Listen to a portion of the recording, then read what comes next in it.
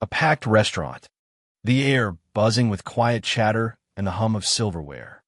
But for a moment, all that background noise faded when I saw Ethan step forward, just a regular guy in a faded jacket. But he looked like he belonged in the middle of a storm. The sharply dressed man across from him had his mouth twisted in some cruel remark at the young waitress, who honestly looked like she wanted to disappear into the floor. Ethan didn't even raise his voice, just said, "She's with me," calm and steady. And somehow the room itself seemed to pause.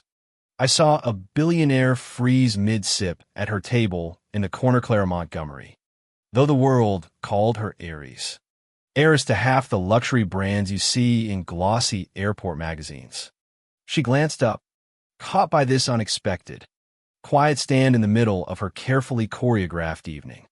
Most folks just saw Ethan as another customer trying to help. But if you looked a little closer, you could tell there was something about the way he stood, the calm behind his eyes, like someone who'd learned how to weather things without breaking.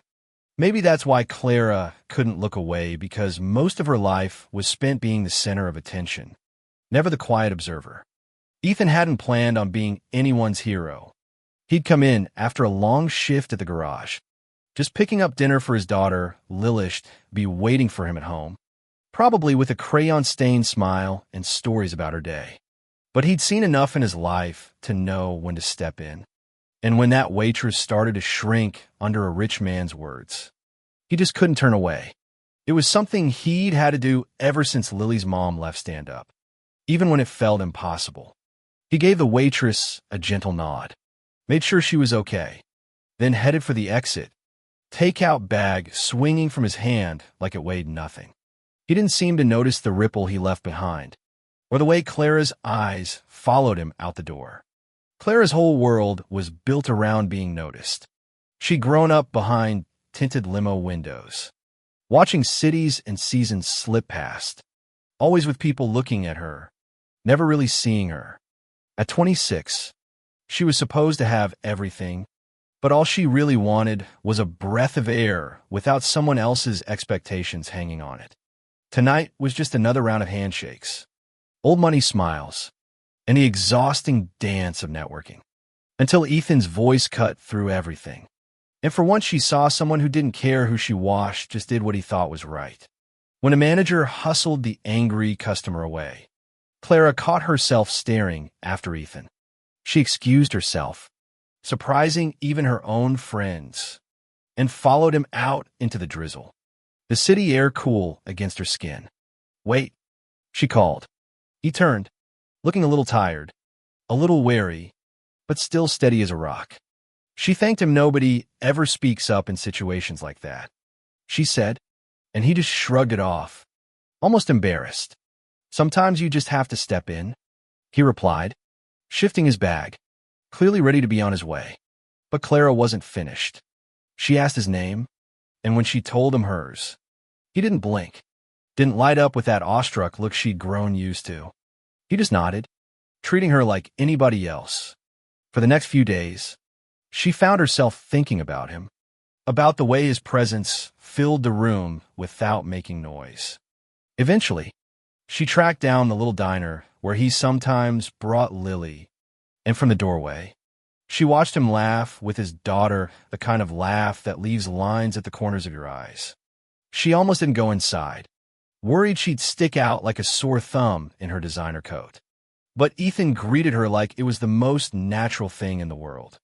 Lily, curious and open, asked who she was.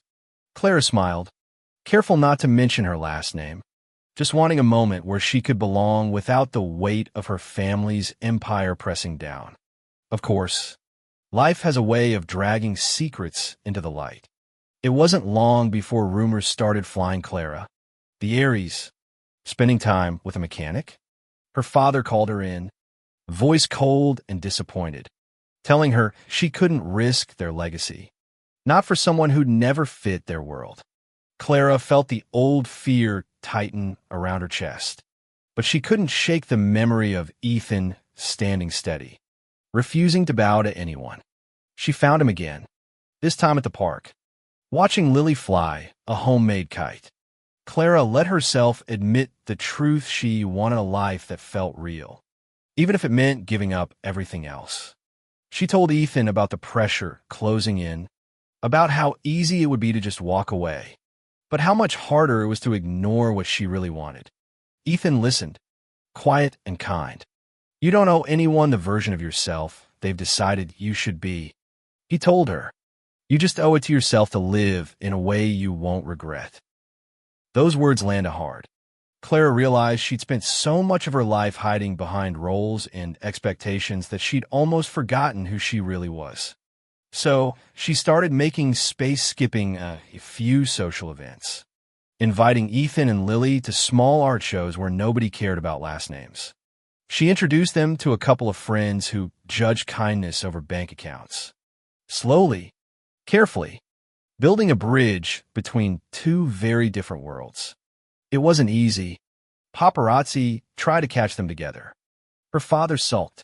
Ethan worried about Lily being dragged into the spotlight. But each challenge made them realize just how much they were willing to fight for a life that wasn't scripted by someone else. One rainy evening, Clara sat waiting at the same restaurant where everything began, watching droplets race each other down the window. Ethan came in late, his hair damp, Lily under his arm with a coloring book. When he looked at Clara, he didn't see Aries the billionaire, just saw the woman who wanted to share a table with him through good times and bad.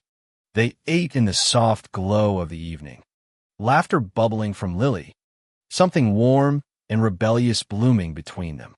By the time they left, the rain had faded, the city quiet, and Clara slipped her hand into Ethan's without worrying about the cameras lurking in the shadows. Life wouldn't be simple, real. Love never is. But there was a new honesty between them, something that felt like courage, something that tasted like freedom, and maybe that was all they needed. One honest step, and then another, toward a life they could finally call their own.